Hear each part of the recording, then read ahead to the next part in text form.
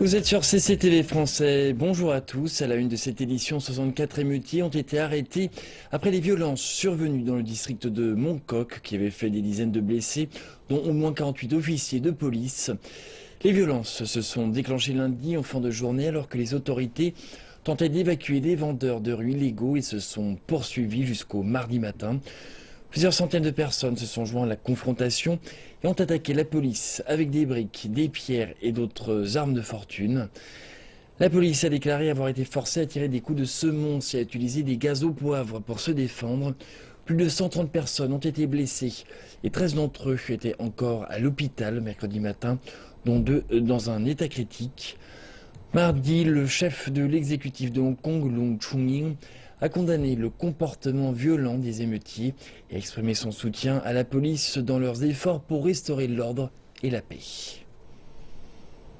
À Taïwan, les opérations de secours se poursuivent après l'effondrement d'un bloc d'appartements du séisme de magnitude 6,7 survenu samedi dernier.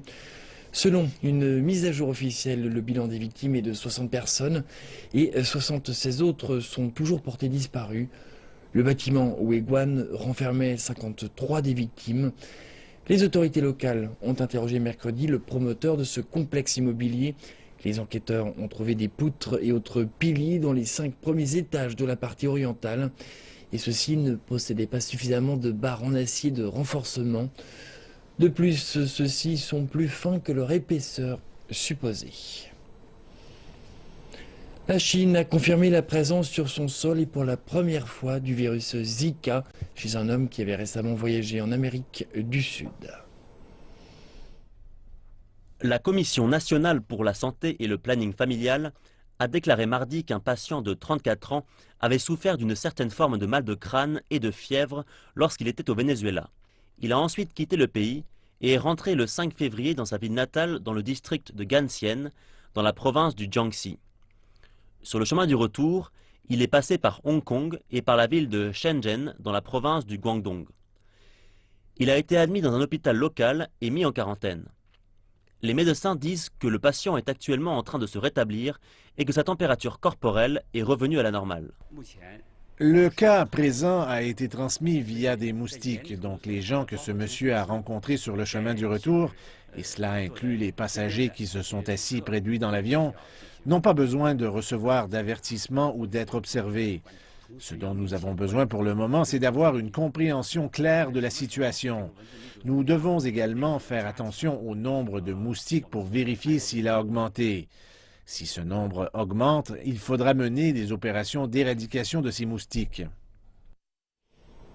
La ville la plus méridionale de Chine, Changsha, joue un rôle stratégique dans l'exercice de la souveraineté de la Chine en mer de Chine méridionale.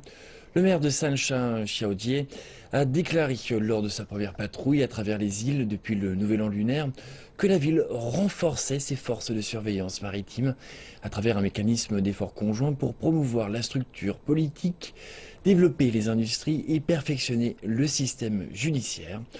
Voyons tout de suite les efforts de la Chine pour protéger ses droits maritimes en mer de Chine méridionale. Pour leur patrouille dans les eaux contestées, les forces de surveillance maritime ont recours à des navires de grande taille. Voici le plus large navire des forces de surveillance de Shansha. Son capitaine, Xiang Guoxiang, nous a présenté ses fonctions. Selon lui, ces navires chargés de faire respecter la loi civile ont des liens étroits avec les gardes-côtes et la milice. Ils ont procédé à l'expulsion de bateaux de pêche étrangers des eaux revendiquées par la Chine. Le moyen le plus efficace de faire respecter la loi est de mener de fréquentes patrouilles qui expulsent les bateaux de pêche étrangers. Nous ressentons bien l'importance de cette mission. La mer de Chine méridionale est vaste, rendant la surveillance difficile. La juridiction de Shansha couvre une superficie maritime d'environ 2 millions de kilomètres carrés. Environ 2000 pêcheurs chinois gagnent leur vie en mer de Chine méridionale. Ils sont éparpillés à travers de nombreuses îles. La fondation de la ville nouvelle de Shansha visait à améliorer le contrôle de ces eaux.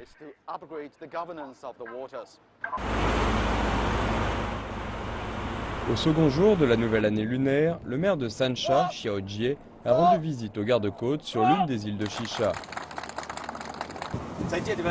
Il a encouragé les soldats à mener leur tâche à bien.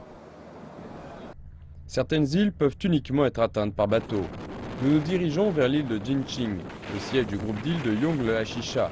Le transport est un point faible entre les îles de mer de Chine méridionale, rendant la surveillance difficile. Sancha possède un mécanisme d'application de la loi de niveau 3. La milice doit découvrir et rapporter les infractions étrangères, effectuer des patrouilles de surveillance et soutenir les gardes-côtes. Les pêcheurs conviennent que la surveillance est cruciale.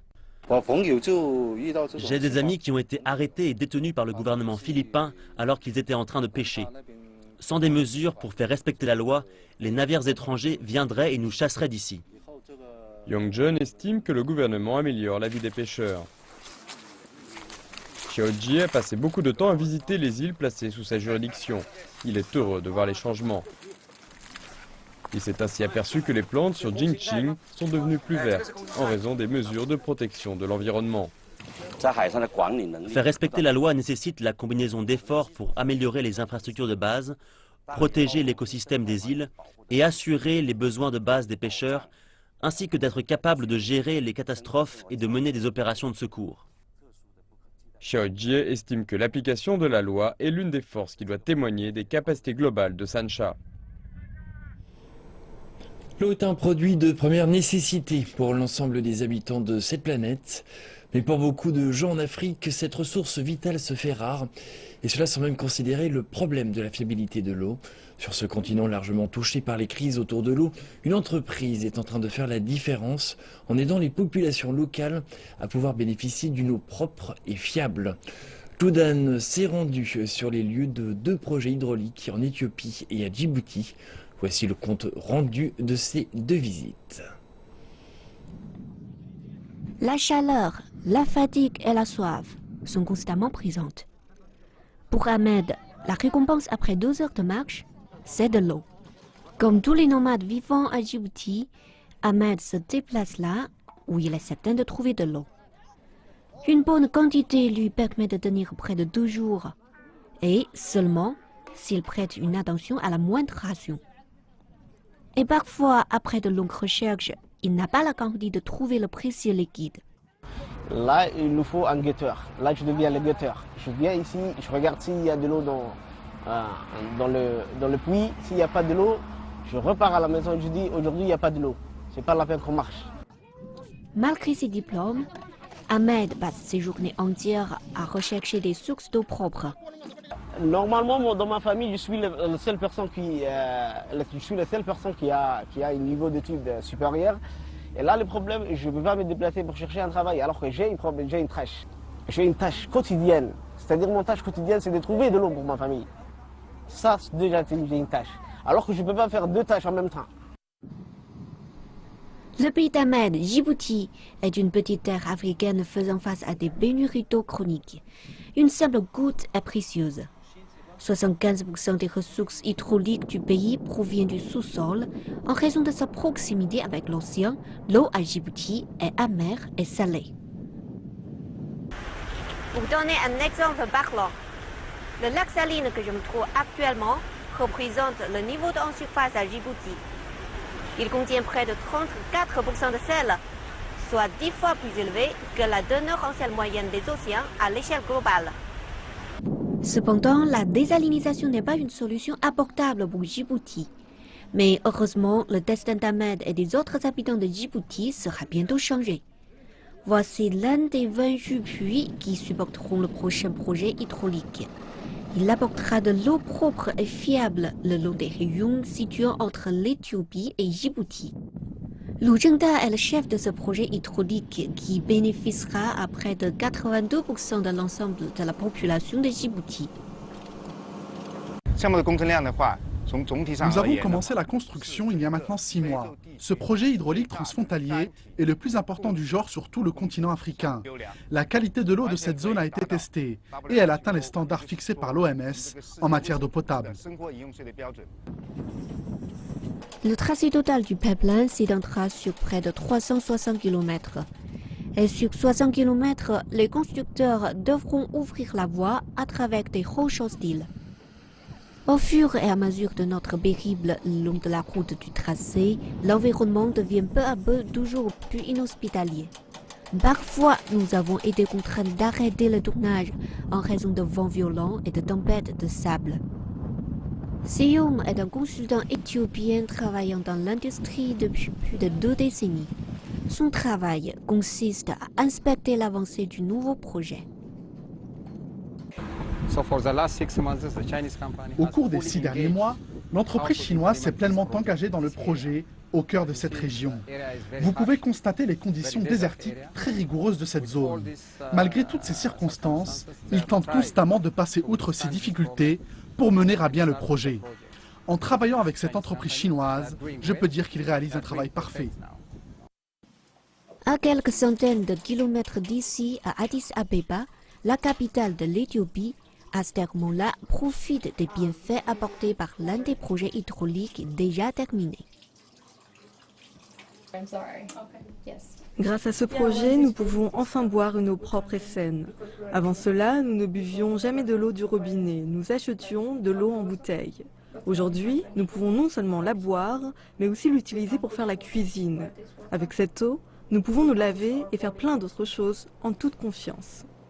Ce projet construit autour de puits profonds a bénéficié à près de 700 000 habitants comme Aster. Les ressources d'eau en Éthiopie sont abondantes. Le problème et la limite rencontrée résident dans l'utilisation de ces ressources. Notre entreprise est venue pour la première fois en Éthiopie il y a déjà 10 ans. Nous les avons aidés depuis à construire plusieurs usines d'approvisionnement d'eau. La station de pompage est justement utilisée pour ce type de projet d'eau en profondeur, qui à terme pourra satisfaire près de 20% des besoins quotidiens en eau propre de la capitale. La demande croissante d'eau potable a fait surgir un autre problème, celui du traitement des eaux usées. Pour le moment, les eaux usées sont directement déversées dans les rivières, ce qui représente un sérieux problème environnemental. La première usine de traitement des eaux du pays est en cours de construction. Les travaux seront terminés à la fin de l'année prochaine. Dans le pays voisin Djibouti, dans environ 20 mois, Ahmed et les quelques 750 000 autres habitants pourront également profiter des bienfaits d'une eau propre et saine.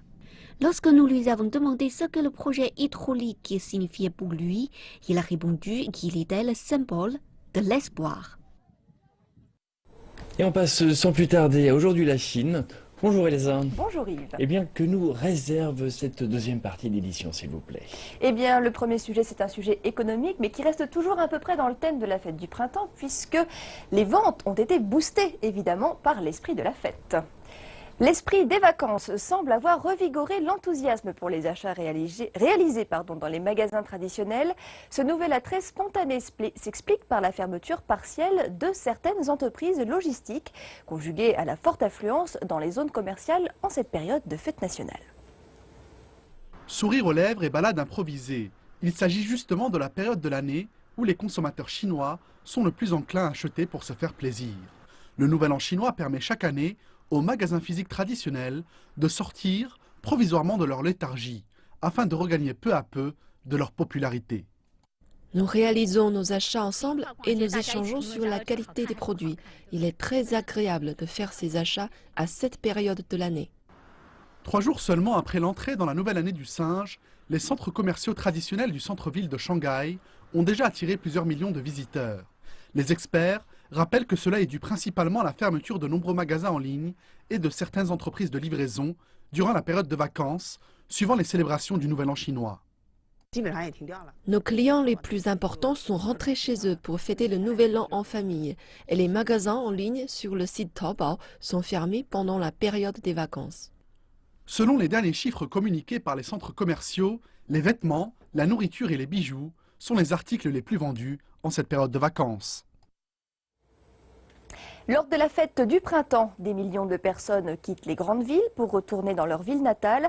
Ceux qui possèdent des animaux de compagnie ont bien souvent du mal à trouver des gens fiables pour s'en occuper, mais une nouvelle application qui vient de faire son apparition permet de régler ce problème. Blanche-Neige est une chatte de 3 ans qui aime bien jouer. Mais sa maîtresse doit quitter Beijing pour la fête du printemps, ce qui n'est pas une bonne nouvelle pour Blanche-Neige, parce que cela veut dire qu'elle devra rester seule et passer une semaine enfermée dans une cage. Cela m'inquiète de devoir laisser Blanche-Neige dans une animalerie ou dans un lieu où elle serait mise dans une cage. Elle pourrait être contaminée par les autres animaux. Pour ceux qui ont des chiens comme Yin, leur bête est comme leur propre enfant. Mais quand plusieurs gens de la classe moyenne quittent Beijing pour rentrer chez eux lors de la fête du printemps, ils veulent un endroit sécuritaire dans lequel ils peuvent compter pour prendre soin de leur bébé. La solution pour régler le problème de Yin se trouve au bout de son téléphone. Une entreprise appelée Pets Union offre un service de gardiennage pour animaux de compagnie sur WeChat, le service de messagerie instantanée le plus populaire de Chine. En quelques instants, cette plateforme peut trouver un foyer temporaire pour ses quelques 3000 membres. Nous associons chaque animal de compagnie avec un gardien en se basant sur plusieurs caractéristiques. Lors de la fête du printemps, la demande pour les gardiens est multipliée par 5. Le problème est donc réglé et Blanche-Neige a une nouvelle gardienne. Zheng Xiaoshu possède aussi un chat de la même race. Elle connaît tous les besoins spécifiques de Blanche-Neige. Pendant la fête du printemps, plusieurs personnes rentrent chez eux et abandonnent leurs chiens. Mettre des chiens en cage pour une aussi longue période est très mauvais. Mais en tant que personne qui aime beaucoup les chiens, je peux leur donner l'affection et les soins dont ils ont besoin. Et de son côté, Blanche-Neige commence déjà à s'habituer à son nouvel environnement.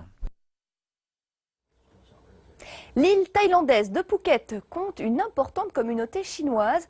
Les habitants en profitent au maximum du Nouvel An chinois.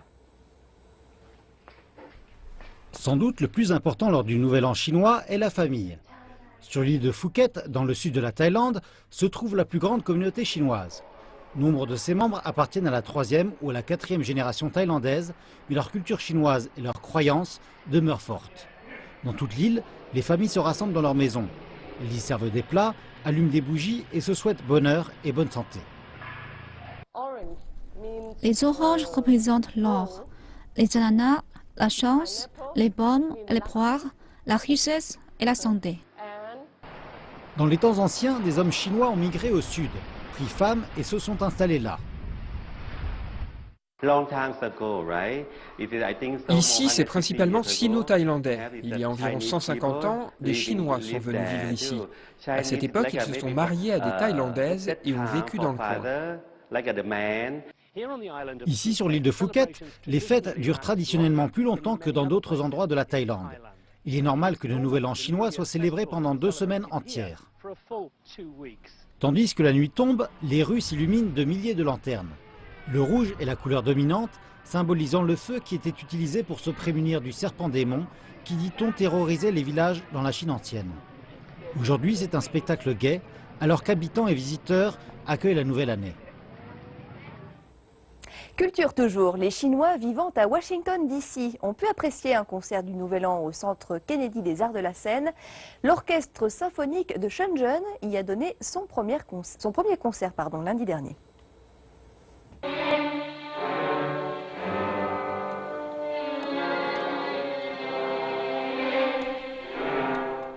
La présidente du Centre Kennedy, Deborah Rutter, et l'ambassadeur de Chine, Tsui Tien-kai, ont présenté au public un poème déclamé comme salutation du Nouvel An.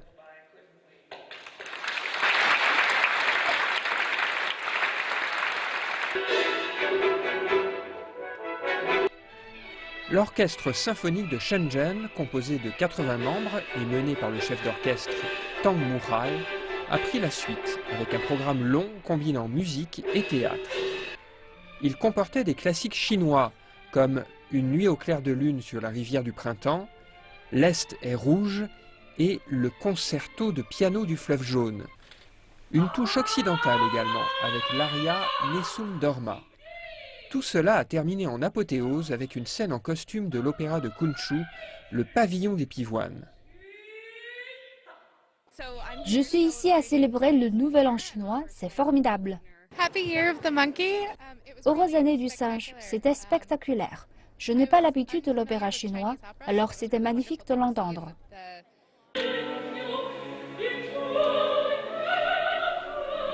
Nombreux étaient les Chinois de Washington à accueillir favorablement l'initiative. Je suis très content de pouvoir écouter un concert du Nouvel An chinois au premier jour de l'année du singe. Je suis fier de voir que notre culture est reconnue aussi largement. Quand j'entends tant de pièces chinoises que je connais, comme Fleurs de jasmin, mon pays me manque énormément. C'est ce qui rend cette fête de printemps si spéciale. Les célébrations comportaient également 3 représentations sur la scène du Millennium Center et une journée à passer en famille avec art et artisanat chinois. Aujourd'hui, la Chine est maintenant terminée. Je vais repasser la parole à mon collègue Yves qui va clore ce journal. Yves, c'est à vous. Eh bien, merci ma chère pour l'ensemble de ces éclaircissements. Et c'est donc la fin de cette édition. Merci de votre attention. Nous vous retrouvons tout à l'heure pour le prochain journal.